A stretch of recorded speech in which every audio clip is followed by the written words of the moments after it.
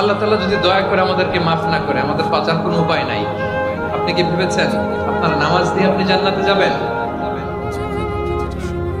আপনি তাহাজ্জুদ গুজার, সেজদা দিতে দিতে কপালে দাগ ফেলেছেন, এটা আপনারা জান্নাতে নেবে না। আপনি এলাকার সবচেয়ে বড় হাতেম তাই দানশীল, এই দানের ভরসায় বসে আছেন, দুশ্চিন্তা কালো কথা।